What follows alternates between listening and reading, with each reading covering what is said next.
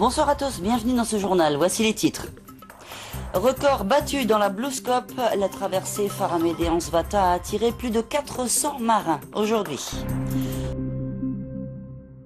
Mais tout d'abord donc la Blues Cup Race 5e du nom. Le record de la traversée Faramédé-Ansvata est donc tombé aujourd'hui. Plus de 400 navigateurs avaient pris la mer ce matin. Éric Dufour, Claude Lindor. L'îlot Amédée en fête pour célébrer la fin d'un cycle de malchance avec la météo.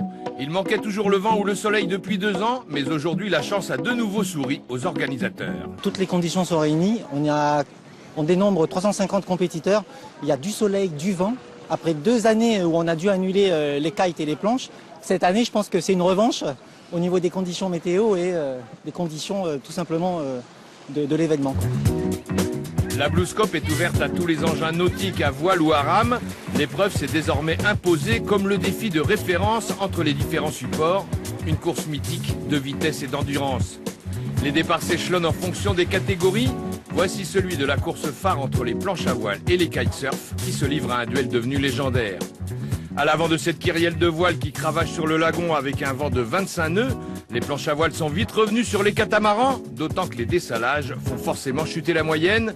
Ils ont été nombreux dans cette situation sur le parcours. Ceux qui naviguent sans encombre peuvent encore jouer la gagne chez les multis comme les monocoques, avec les kitesurf en arbitre, toujours en quête d'une victoire sur les windsurf. Ici Sylvain Morin, invité de l'épreuve et multiple champion d'Europe, s'est imposé sans rival dans sa catégorie. Mais la bataille pour la victoire au scratch a bien fait rage entre les planchistes. Frédéric Morin s'impose en 23 minutes et 36 secondes sur les 19 km. Il devance Charles Perret et lui ravit son record malgré un incident. Malheureusement, j'ai cassé mon pied de mât en plein milieu de parcours. Et grâce à cette petite avance, ça a payé. Victoire de Jérôme Le Gall chez les catamarans, idem pour Jean-Loup Colmas en stand-up paddle. La grand-messe du nautisme a renoué avec le succès et rassemblé beaucoup de public dans le village de l'Ansvata pour cette édition magnifiée par les éléments.